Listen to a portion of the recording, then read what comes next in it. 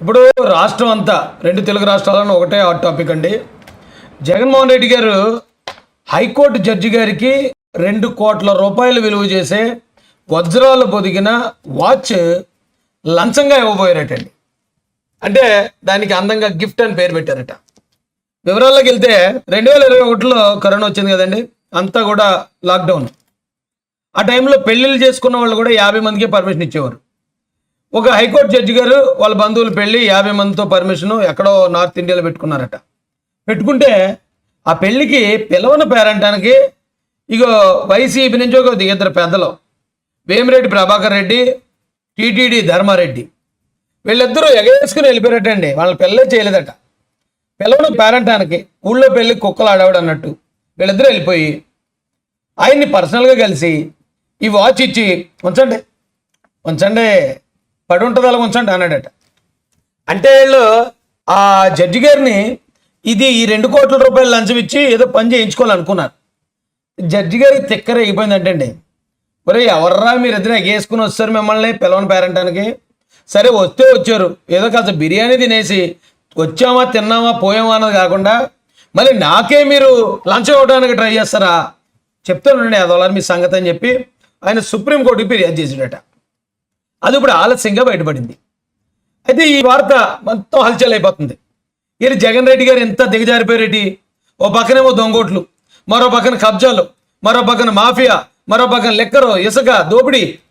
ఇవి చాలదన్నట్టు దళితుల మీద దాడులు, చంపడాలు, చిరమండలు అవి కూడా చాలదన్నట్టు ఏకంగా హైకోర్టు జడ్జిలకే లంచాలు ఇస్తున్నాడంటే వాళ్ళతో ఏ పని చేద్దామని ఇప్పుడు ఆంధ్రప్రదేశ్లో అందరూ ముక్కును వేలేసుకుని ఆలోచిస్తున్నారండి.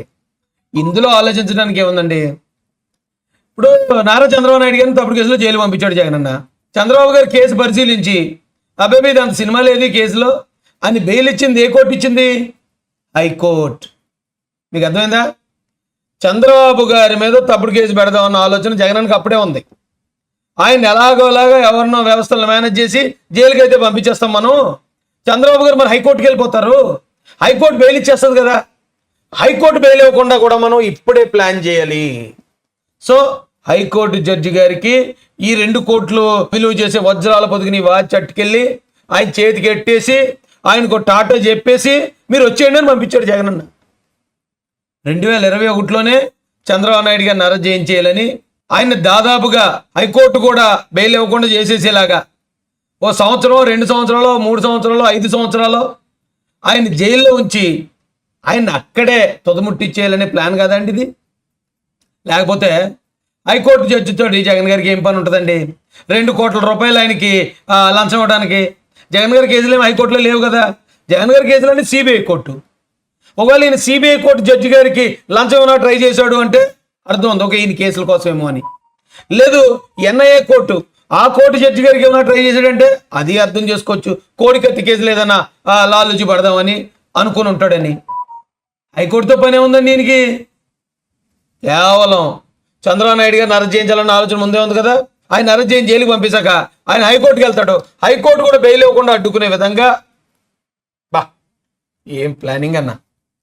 కానీ దొంగతనం ఇంకోటనం దాగదు కదా, ఎప్పుడు కానీ ఇలాగే బయటపడిపోద్ది. ఇప్పుడు చూడు, ఆంధ్ర ప్రజలు అందరూ కూడా చీ అంటున్నారు. ఈ లంచాలు ఇచ్చుకునే బతికేటి, ఈ తార్పుడు బతికేటి అని చెప్పి మొత్తం వైసీపీ పార్టీని తెగదిట్టేస్తున్నారన్న బాబు. మాజీ వైసీపీ అభిమానిగా చాలా బాధపడుతున్నాను నేను. కానీ నువ్వు ఏదో సినిమాలో, జులై సినిమాలో అనుకుంటా, బ్రహ్మానందం ఉంటాడు. అతను గొప్పతనం ఏంటంటే ఎక్కడ దొంగతనం చేసినా ఎన్న దొరికేస్తాడు.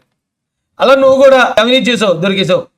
బాబాయ్ మర్డర్ కేసులో ఏదో చేద్దాం అనుకున్నావు, దొరికేసావు.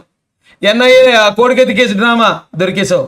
ఇక ఇప్పుడు గుట్టుగా 4 గోడల మధ్యలో లంచం వద్దాం అనుకున్నావు, దొరికావు.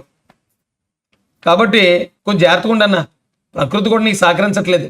నీ బండారం మొత్తం ఇలా బయటపడిపోతుంది అన్నా. ఉంటానన్నా.